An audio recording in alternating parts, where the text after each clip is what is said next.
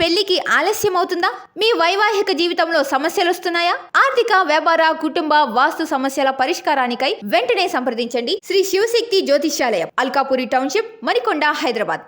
కంచ గచ్చిబౌలి భూముల వివాదంపై రేవంత్ సర్కార్ కీలక నిర్ణయం తీసుకుంది. హెచ్సీయూ విద్యార్థులపై నమోదైన కేసుల్ని వెనక్కు తీసుకుంటున్నట్లు ప్రకటించింది. మరోవైపు ఏఐ ఆధారంగా వీడియోలు పోస్టు చేసిన వాళ్లకు నోటీసులు ఇస్తున్నారు పోలీసులు. ఈ మేరకు బీఆర్ఎస్ నేత మన్నే క్రిషాంక్ గచ్చిబౌలి పోలీసులకు నోటీసులు ఇచ్చారు. కంచ గచ్చిబౌలి భూములపై స్పందించి ఏఐ టెక్నాలజీతో సోషల్ మీడియాలో తప్పుడు వీడియోలు పోస్ట్ చేశారని నోటీసులో పేర్కొన్నారు. ఈ నెల 9, 10, 11 తేదీల్లో విచారణకు రావాలని సూచించారు. ఏఐ ఆధారంగా తప్పుడు వీడియోలు వైరల్ కావడంతో చాలా మంది సెలబ్రిటీలు స్పందించారు. వాస్తవాలు బయటకు రాకముందే ఫేక్ వీడియోలతో అబద్ధాలు వైరల్ కావడాన్ని పోలీసులు సీరియస్ గా తీసుకున్నారు. ఎవరెవరు తమ అకౌంట్ లో వీడియోలు పోస్ట్ చేశారో వాళ్ళ వివరాలను సేకరిస్తున్నారు. త్వరలో మరికొందరి నేతలకు పోలీసులు నోటీసులు ఇస్తున్నారని తెలుస్తోంది. కంచ గచ్చిబౌలి భూములపై ప్రభుత్వం ఏర్పాటు చేసిన మంత్రుల కమిటీ భేటీ అయింది. ఈ సమావేశానికి AICC Telangana incharge Meenakshi Natarajan, university teachers association, civil society సభ్యులు హాజరయ్యారు. విద్యార్థులపై కేసులు ఎత్తేయాలని, యూనివర్సిటీ క్యాంపస్ నుంచి పోలీసులను వెనక్కు పిలవాలని, నిషేధాజ్ఞలు ఎత్తేయాలని టీచర్స్ అసోసియేషన్, సివిల్ సొసైటీ సభ్యులు కోరారు. ఈ విజ్ఞప్తితో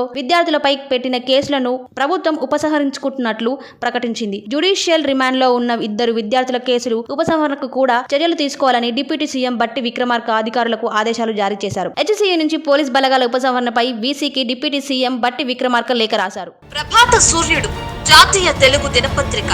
ప్రతి అక్షరం నిజం వైపు. నిజం దాగదు, వార్త ఆగదు.